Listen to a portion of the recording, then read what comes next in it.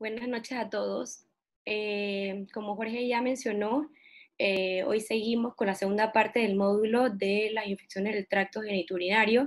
Esta vez vamos a tocar el tema sobre la clínica, la imagenología y luego vamos a hablar sobre la cistitis. Dentro de las manifestaciones clínicas, el cuadro principalmente se basa en síntomas como disuria, poliaquiuria, urgencia miccional, y en un menor grado podemos encontrar dolor suprapúbico y hematuria.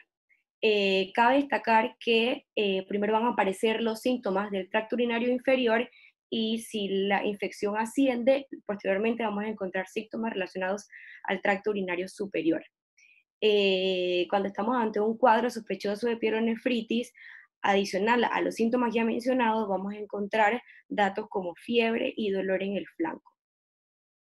El diagnóstico, tenemos a mano un urinálisis que nos va a dar inicialmente un diagnóstico presuntivo y nos va a hacer sospechar que ante la clínica y los datos que encontremos en él, podamos estar ante una infección de vías urinarias. Y la parte confirmatoria la vamos a encontrar en un urocultivo. Tener en cuenta que siempre podemos estar ante falsos negativos, y esto se da principalmente cuando los glóbulos blancos y la bacteria, la cuenta es muy baja para no ser detectado en la misma, y se da principalmente por orina diluida, pacientes que tienen una ingesta alta de líquidos. Y los falsos positivos, la principal causa es cuando hay contaminación durante la recolección de la muestra. Dicho esto, vamos a mencionar las formas en que podemos recoger nuestra muestra de orina para los estudios.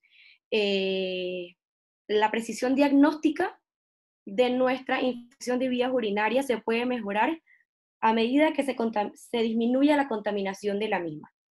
Está la colección manual o por un catéter introducido en la vía geniturinaria, y vamos a descartar debe educarse al paciente de cómo se recoge la muestra.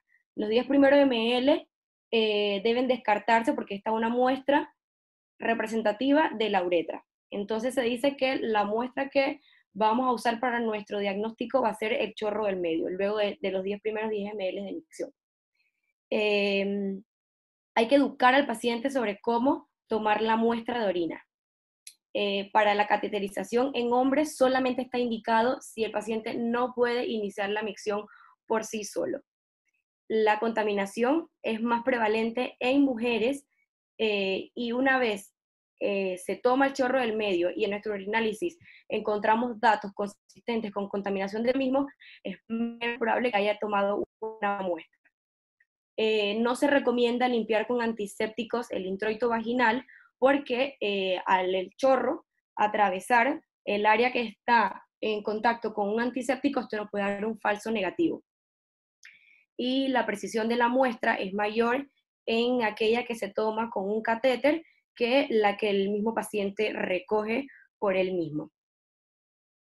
¿Qué datos nos pueden hacer pensar que la muestra está contaminada cuando en el urinálisis encontramos células epiteliales y lactobacilos correspondientes a la flora normal del introito vaginal de la mujer?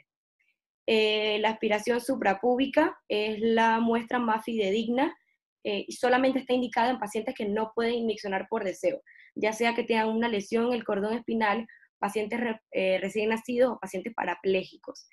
Previo a la aspiración suprapúbica debemos estar seguros de que la vejiga está llena y la punción se hace 2 centímetros arriba de la sínfisis púbica, que nos da un margen libre de peritoneo y una punción segura para recoger la muestra. Bueno, el urinálisis, vamos a buscar datos como bacteriuria, piuria, que es la presencia de glóbulos blancos, y hematuria. Estas tres cosas nos pueden dar un diagnóstico presuntivo aunado a la clínica del paciente. Si hay una cuenta menor a 10 unidades, 10 a la 4 unidades formadoras de colonia, esto nos puede dar un falso negativo si la muestra es menos de esta.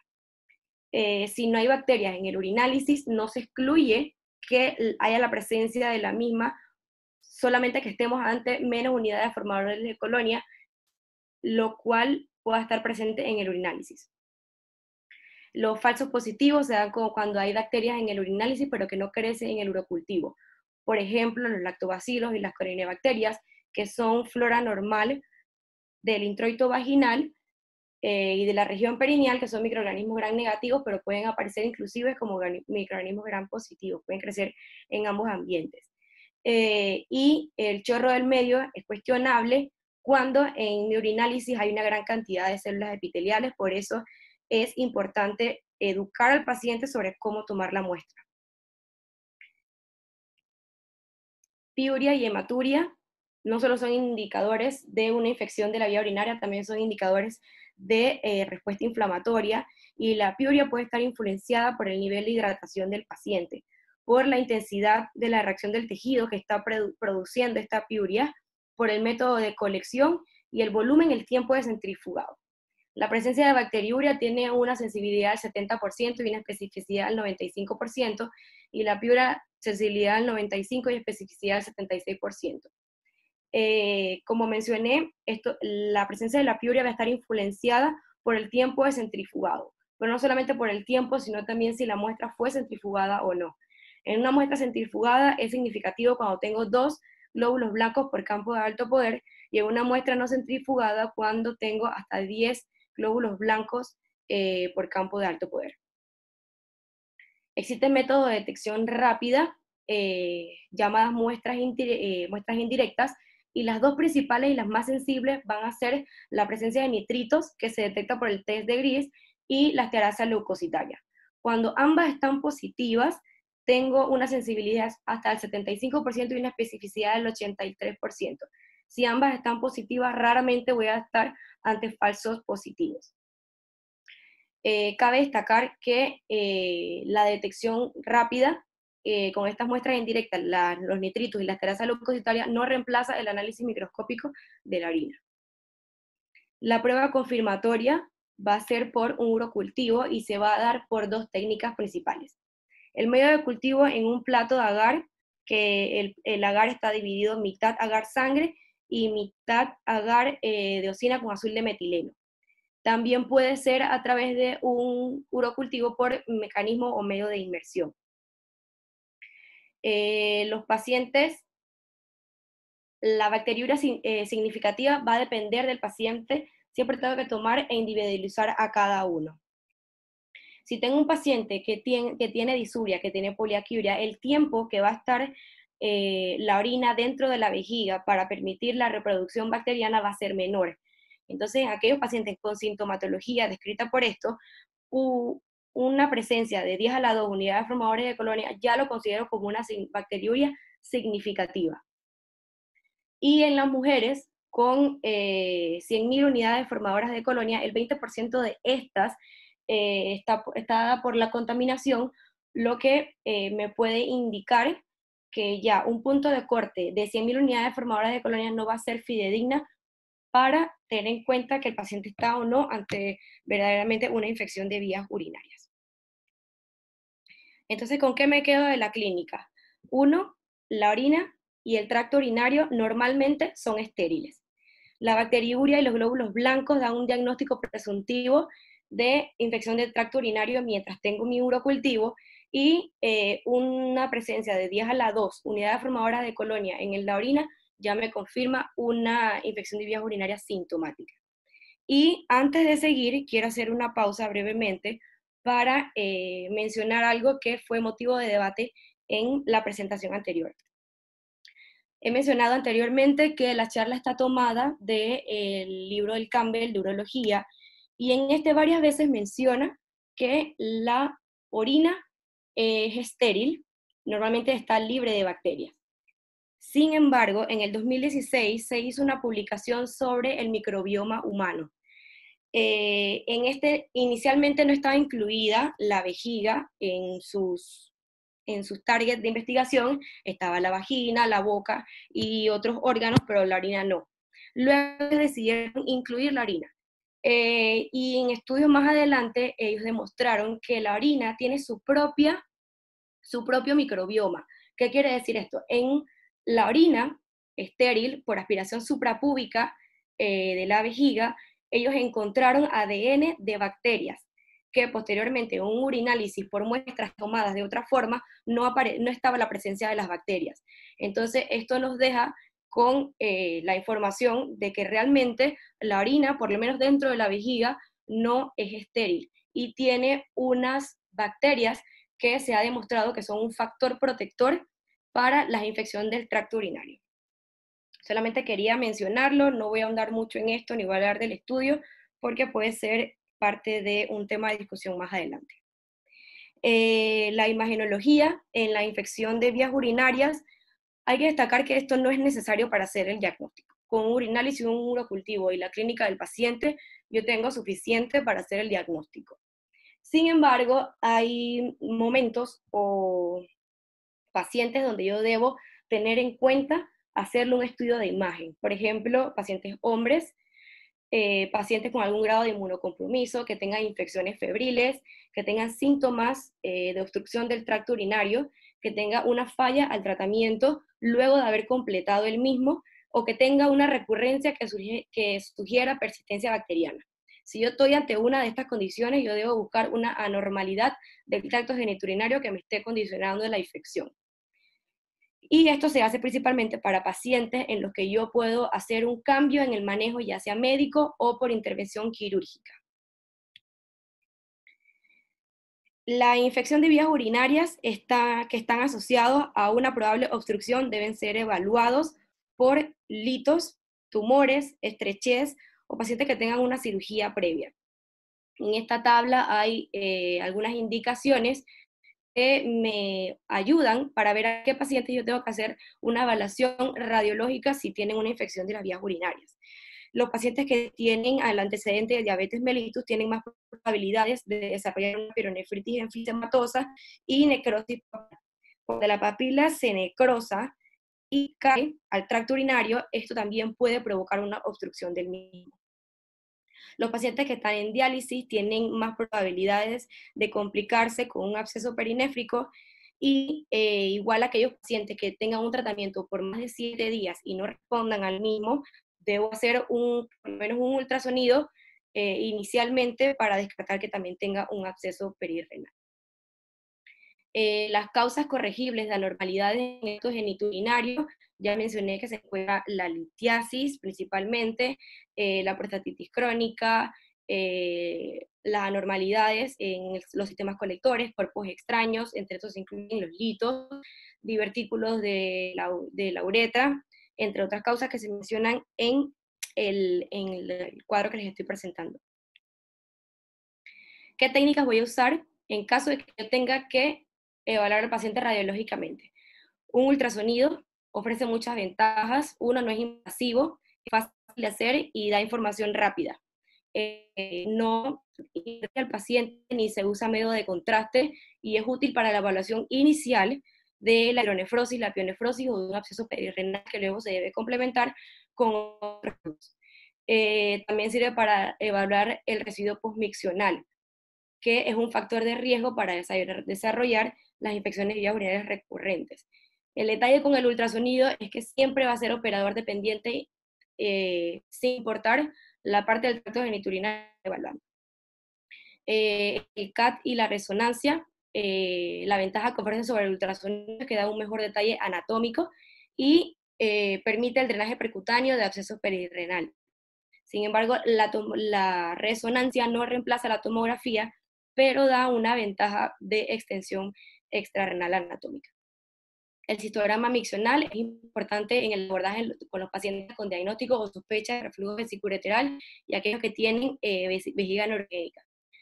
Los estudios en radionúclidos también están en desuso. Sin embargo, solo para mencionarlo, se encuentra el yodo 131 y aquel que se utiliza con tenesio 99, que se utiliza para documentar el daño fal en el parénquima y la disminución de la perfusión renal en pacientes con infecciones.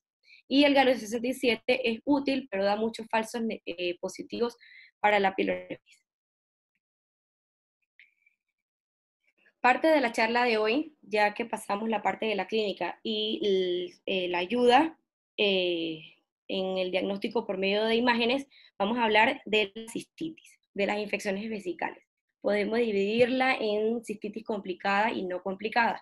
Vamos a iniciar con aquella no complicada, que es más prevalente en las mujeres prepuberes y que su incidencia aumenta hacia la segunda y cuarta década de vida. Existen factores de riesgo como la reducción del flujo urinario, ya sea por una obstrucción, por un crecimiento prostático obstructivo, por cáncer, o por estrecheces uretrales o por cuerpos extraños. Y se ha visto una asociación, ya que es más prevalente en mujeres, de una transmisión o una colonización, mejor dicho, de el tracto genitourinario con organismos uropatógenos luego de la actividad sexual. En la clínica los síntomas van a ser muy variables, pero generalmente se van a presentar con disuria y frecuencia y con urgencia miccional. La cistitis significa infección superficial de la mucosa vesical. Al ser superficial, no voy a encontrar signos de diseminación de la infección como fiebres y escalofríos.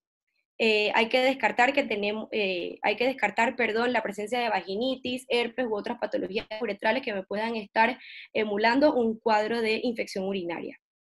La Escherichia coli se ve asociada en el 90% de los casos y el Staphylococcus saprophyticus es la segunda causa de infección de vías urinarias, en este caso de cistitis no complicada en las mujeres jóvenes, y comprende de un 10 a un 20%. Otros microorganismos implicados se encuentran la Klebsiella, la Proteus y el Enterococo. Dentro de los laboratorios voy a iniciar con un urinálisis, voy a buscar piuria, bacteriuria y hematuria principalmente. En una prueba de reactivo voy a buscar pruebas indirectas como los nitritos positivos, la esterasa leucocitaria, que van a ser útiles y me pueden ir orientando hacia el diagnóstico, pero va a ser menos sensible que un análisis microscópico de la orina. Y ante un urocultivo, el diagnóstico definitivo es cuando tengo pacientes con síntomas y que tengan 10 a la 2 unidades formadoras de colonia en el urocultivo. Si tengo un paciente con síntomas del tracto urinario y tengo un urinálisis con datos de infecciones urinarias, yo puedo omitir hacer el urocultivo e iniciar inmediatamente tratamiento empírico. Y el urocultivo está indicado, yo tengo dudas de que realmente sea una cistitis que tenga la paciente o vamos a ver más adelante las indicaciones para mí. El diagnóstico diferencial, condiciones inflamatorias o infecciones que causen disuria, por ejemplo, una vaginitis uretritis. En este caso, hay que buscar por descarga vaginal, la historia del paciente de múltiples parejas sexuales, y cuando estoy ante una vaginitis o una uretritis, no voy a tener síntomas como urgencia miccional, hematuria o frecuencia. Y pues las diferentes causas que me pueden dar una vaginitis o una uretritis. El manejo, cómo yo voy a manejar a mi paciente luego de que yo hago el diagnóstico de una cistitis no complicada. Si seguimos el cuadro, vemos las diferentes terapias antimicrobianas y que inicia con la nitrofurantoína, 100 miligramos 2 veces al día por aproximadamente 5 días. Este antimicrobiano es bien tolerado, es más caro que la trimetoprim sulfa y se considera menos activo contra microorganismos aerobios gram negativo, aparte de la Escherichia coli, y tiene como efecto adverso que causa malestares gastrointestinales. El trimetoprim sulfa es efectivo, es más barato y sirve para tratamiento empírico. Ellos describen una cura bacteriológica en más o menos 7 días del tratamiento instaurado, y está recomendado solamente donde la prevalencia de resistencia a Escherichia coli es menos del 20%. La fosfomicina como dosis única está muy bien tolerada, tiene poca resistencia y pocos daños colaterales, pero número 1 es más cara y tiene menos eficacia que aquellos con un régimen corto de tratamiento. La pismevicilina me parece que ni siquiera está disponible en este país, tampoco está en los Estados Unidos, solamente en algunas regiones de Europa, y tiene eh, tiene igual se me fue la palabra. Ah, bueno, las fluoroquinolonas tienen una resistencia de más o menos del 5%, pero hay algunas regiones donde es más prevalente, tiene una tasa más alta de resistencia, y el tratamiento cada 12 horas es igual de eficaz que cuando se da una vez al día, pero con tabletas de liberación prolongada. Y su uso está reservado para pacientes que no toleren o sean alérgicos para los medicamentos que mencioné anteriormente. La duración de la terapia de 3 días versus extenderla hasta 7 días. En 3 días voy a presentar menos efectos adversos que en 7 días, por ejemplo, y se recomienda que se dé hasta 7 días solamente si los síntomas se presentan por más de una semana, o si el paciente es hombre, o si yo tengo factores que me puedan complicar mi cistitis y luego esté entonces hasta ante una cistitis complicada. El seguimiento de estos pacientes, el 90% van a estar asintomáticos a las 72 horas de iniciado el tratamiento. Si el paciente está asintomático, no es necesario hacerle un urocultivo de seguimiento. Esto se lo voy a hacer a los pacientes añosos o a aquellos pacientes que tengan factores de riesgo para que se les complique la cistitis, o pacientes hombres. El 50% de los hombres con infección de vías urinarias tienen alguna anormalidad significativa del tracto geniturinario que puede ser reversible, por eso siempre hay que evaluar por esta, y si no responde apropiadamente al tratamiento, entonces debo investigar más y tratarlo como una IBU complicada o una infección no resuelta. La bacteriuria asintomática en las mujeres se da con 2 muestras que tengan el mismo microorganismo con 100.000 unidades formadoras de colonia. Y en hombres con una sola muestra basta. La muestra por catéter el diagnóstico confirmatorio se da con menos unidades formadoras de colonia, y si tengo piuria con bacteriuria, debo tomar en cuenta factores coexistentes como litiasis u otras condiciones inflamatorias. Por lo tanto, si hay piuria o no, esto no es decisivo para dar tratamiento en ausencia de los síntomas del tracto urinario. La Escherichia coli es el más implicado, pero al no estar complicado, se ha descrito que las cepas de Escherichia coli son de menor virulencia que aquellos que sí causan síntomas. Y otras bacterias asociadas, pero menos comunes, son las enterobacterias y uropatógenos gram positivos. La prevalencia de bacteriuria asintomática, si vemos la tabla, siempre las mujeres van a tener una prevalencia más alta que los hombres. Y aquellos pacientes que tengan alguna comorbilidad asociada también van a tener prevalencia más alta que aquellos pacientes sanos y jóvenes. La cistitis complicada pasa principalmente en pacientes con algún compromiso o anormalidad del tracto geniturinario o por algún microorganismo que sea multidrugo resistente al tratamiento que ya había iniciado. Un urocultivo es mandatorio para dirigir el tratamiento y puede estar complicado por algunos factores del mismo huésped. Por ejemplo, una anormalidad del tracto geniturinario, que haya sido instrumentado recientemente, que haya usado agentes antimicrobianos también recientemente, o que tenga algún grado de inmunosupresión.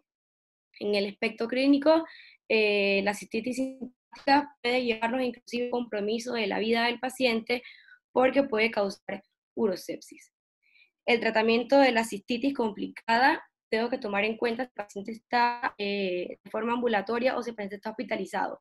Si el paciente se puede manejar de forma ambulatoria, voy a escoger obviamente antimicrobianos que se puedan dar por vía oral, dirigido hacia el antibiograma, la terapia ajustada, y se va a dar por 10 a 14 días. Y si el paciente está hospitalizado, voy a usar la vía intravenosa hasta que el paciente esté hemodinámicamente estable, afebril, con mejoría del cuadro clínico, entonces yo puedo pensar pasar la terapia a vía oral. Una infección de vías urinarias no resuelta, la principal causa de no resolución va a ser resistencia bacteriana. Si los síntomas no mejoran al final del tratamiento o si recurren en un tiempo corto luego de terminar la terapia, voy a abordar al paciente con un urinálisis y con un Si tienen mucha sintomatología, entonces inicio tratamiento con fluoroquinolonas y espero el urocultivo para entonces ajustar la terapia. En la tabla vemos en orden descendente las principales causas de no resolución de una infección. La primera va a ser resistencia bacteriana. Pacientes que recibieron antibióticos hace poco y crearon una flora intestinal resistente al antimicrobiano que le estaba dando como tratamiento. La segunda causa es una bacteria que inicialmente era sensible y luego se hizo resistente. En esto me sirve comparar los dos urocultivos, el que inició el tratamiento y el que le hice cuando los síntomas o el cuadro no resolvió. Y hay que tomar en cuenta también que puede que haya una resistencia desde el inicio, pero en un número muy bajo de bacterias que no fueron permitidas, detectadas al momento de hacer el cultivo y no se pudo detectar la susceptibilidad del microorganismo al antibiótico. En este caso de pacientes, entonces, al yo no tener un urocultivo fidedigno, voy a estar dándole una dosis menos de la que necesita, ya sea en dosis o en tiempo de tratamiento, y entonces esto no va a acabar con la bacteria. La tercera causa es que yo tenga un segundo patógeno que siempre estuvo ahí y siempre fue resistente, pero que no fue detectado porque había otro microorganismo que sí era sensible y que era dominante. Existen otras causas, por ejemplo, pacientes que tengan una reinfección rápida, inmediatamente luego de haber terminado el tratamiento, tengo que investigar por datos que me sugieran que el paciente tenga una fístula, por ejemplo, colovesical, ya sea neumaturia, fecaluria, pacientes con azotemia, pacientes que tengan necrosis papilar por el abuso eh, de analgésicos. En la necrosis papilar, cabe señalar que la médula no es capaz de concentrar adecuadamente el antimicrobiano y entonces al no concentrarse adecuadamente el antimicrobiano en la orina, no me va a ejercer ese efecto que quiero para poder esterilizar la misma y acabar con la bacteria. El diagnóstico se da con un urinálisis urocultivo como siempre. Si el urocultivo muestra la misma bacteria y el mismo antibiograma, tengo entonces que evaluar las pruebas de función renal del paciente para ver si algo está pasando ahí que me indique que no está llegando adecuadamente el agente a la harina y una evaluación radiológica. El manejo se va a iniciar con un tratamiento empírico asumiendo que el microorganismo es resistente y esa fue la causa de no resolución. Tengo que dar un antimicrobiano diferente al que di inicialmente y cuando me llega el urocultivo, entonces ajustar el tratamiento. Las infecciones de vías urinarias recurrentes, hay dos definiciones que debemos tener claras, la persistencia bacteriana y la reinfección. Hay que identificar clínicamente estos dos tipos de recurrencia y esto se basa en el patrón de la infección. ¿Cómo recurre la infección? Esto me va a decir ante cuál de las dos estoy. Una persistencia bacteriana debe ser causada por el mismo organismo en cada caso y recurre en intervalos cercanos. Y las reinfecciones generalmente ocurren en intervalos variables y está causada por diferentes especies. Es importante la distinción porque los pacientes con persistencia bacteriana se pueden curar de la infección recurrente por identificación y una resolución quirúrgica o una corrección del foco de infección. Sin embargo, las mujeres con reinfección generalmente no tienen una alteración urológica que requiera tratamiento quirúrgico y se puede manejar entonces con un tratamiento médico a largo plazo. Las reinfecciones en los hombres son poco frecuentes y pueden estar asociadas a una anormalidad subyacente, como ya mencioné, el 50% de esto es la presenta y como mínimo entonces está indicada una evaluación radiológica en los mismos. La persistencia bacteriana hay que valorar y documentar las anormalidades urológicas reversibles para valorar eliminar la fuente de la bacteriuria recurrente. Inicialmente voy a hacerle al paciente una citoscopía y una tomografía. Hay que tomar en cuenta las bacterias que desdoblan la urea, principalmente vamos a hablar del Proteus mirabilis.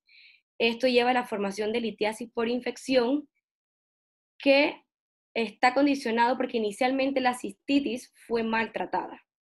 Entonces el efecto que tiene la Proteus es que alcaliniza la orina y esto va a precipitar el calcio, el magnesio, el almoro y sales de fosfato y va a formar cálculos de estruvita.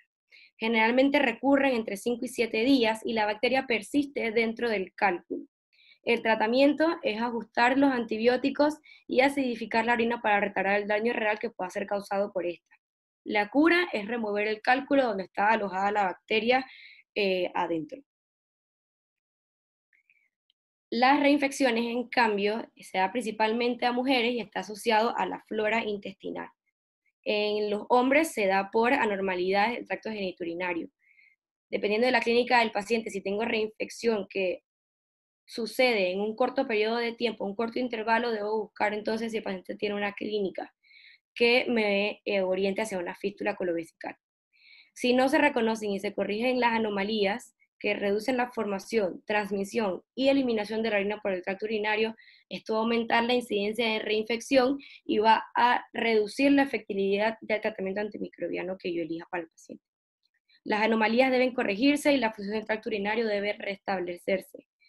Hay una asociación fuerte entre las mujeres que usan dispositivos intrauterinos y espermicidas, porque esto disminuye la flora normal del introito vaginal que nos protege del ascenso de las bacterias provenientes de la flora intestinal, y esto aumenta la probabilidad entonces de colonización por Escherichia coli. Las mujeres posmenopáusicas están en un mayor riesgo de infección. Hay varios factores asociados, el residuo posmiccional asociado al prolapso de los órganos pélvicos, ellas tienen menos estrógenos, que esto va a causar cambios en la microflora vaginal protectora para el ascenso de las bacterias, y en las mujeres jóvenes es raro encontrar anormalidades del tracto genitourinario. Por lo tanto, en ellas no se recomienda que se hagan estudios de imágenes. En las mujeres posmenopáusicas, la terapia de reemplazo renal, hormonal, discúlpenme, ha disminuido la incidencia de la colonización en las mismas. Y si tengo pacientes que tienen síntomas obstructivos, entonces debo valorar hacer una citoscopía independientemente si es hombre o mujer. El tratamiento antimicrobiano en mujeres que han tenido 2 o más infecciones sintomáticas en un periodo de 6 meses o 3 o más dentro de 12 meses involucra 3 cosas principalmente. La profilaxis continua a dosis bajas. Aquí debo buscar un antibiótico que yo pueda dar a largo plazo, que me elimine la bacteria y que no cause resistencia. Y está demostrado que los mejores son la trimetoprim-sulfa, que erradica los microorganismos aerobios gram negativos del intestino y de la vagina. Se da una dosis de 100 miligramos cada día en un promedio de más o menos 6 meses, y aproximadamente el 20% de las pacientes que estaban con este tratamiento desarrollaron resistencia a bacterias diferentes de la Escherichia coli, que luego del tratamiento a largo plazo de 6 meses, todas fueron sensibles a la Escherichia coli. El trimetoprim sulfa tiene igual eficacia si fuera solamente sin la sulfa, porque en estudios donde se evaluó la descarga vaginal o el fluido vaginal de las pacientes, no se encontró la sulfa en este fluido, por lo tanto la eficacia se llegó a la conclusión de que era la misma si tenía o no la sulfa. La nitrofurantoína no altera la flora intestinal porque esta se inactiva en el tracto genitourinario. Por ejemplo, por lo tanto, no elimina enterobacterias en el introito vaginal. Y tiene mayores efectos adversos en pacientes añosos, por ejemplo, efectos cardíacos, síndrome de Stevens-Johnson y fibrosis pulmonar. La cefalexina, se evaluaron 2 dosis, 500 miligramos cada día por 6 meses o 250 miligramos cada día por 6 meses, y no se encontró diferencia entre una a la otra, por lo tanto se recomienda que se le dé 250 miligramos hasta por 6 meses cada día a las pacientes. El principal efecto adverso del tratamiento a largo plazo con la cefalexina es la necrosis papilar. Y las fluorquinolonas, que había mencionado previamente, que son más caros que el tratamiento que ya mencioné, tiene varias desventajas, pues que son caros, no se pueden utilizar en embarazadas, y se utiliza solamente cuando hay una intolerancia a los medicamentos que ya mencioné. La terapia intermitente de inicio propio es que al paciente se le da un dispositivo urocognitivo de inmersión. Se va para su casa con dicho dispositivo y se le enseña que cuando tenga síntomas del tracto urinario y que él sospeche que tiene una infección, entonces se haga el urocultivo y inmediatamente empieza una terapia empírica por 3 días con fluorquinolonas. Esta muestra del urocultivo por inmersión lo trae inmediatamente al hospital, se analiza la muestra y en caso de que sea un microorganismo resistente a la terapia empírica que inicia, pues solamente se ajusta el tratamiento. Y en la terapia postcoital se da porque se ha visto una asociación que existe entre el coito como un factor de riesgo para las mujeres presentar cistitis. En este caso se da una dosis única postcoital de nitrofurantoína, trimetoprim, cefalexina, y esto ha demostrado reducir la prevalencia de la cistitis asociada al acto coital. Solo para mencionarlo, es motivo de controversia, el jugo de cranberry tiene un mecanismo descrito por el que puede ayudar a prevenir la recurrencia de la infección. En él se encuentran las proantoacidinas que en una dosis de 200 a 300 ml al día o en las tabletas de concentrado del jugo, hay estudios que reportaron reducir la incidencia entre un 12 a un 20%. Sin embargo, esto puede estar sesgado porque todos los jugos y las tabletas tienen diferente concentración de jugo, por lo tanto la eficacia no va a ser predecible para prevenir la recurrencia. Y hay otros estudios que no demostraron un beneficio del uso a largo plazo del jugo de cranberry. Para terminar esta parte de las infecciones vesicales, nos quedamos con que la cistitis no complicada debe ser tratada por lo menos 3 días. La bacteriuria sintomática debe ser tratada solamente en pacientes embarazadas o previo a una intervención quirúrgica urológica. Y las infecciones recurrentes causadas por persistencias bacterianas requieren manejo urológico. Y las infecciones pueden ser tratadas de manera médica. Así que esto es lo que les traía para compartir la segunda parte del módulo del tracto, de infecciones del tracto urinario.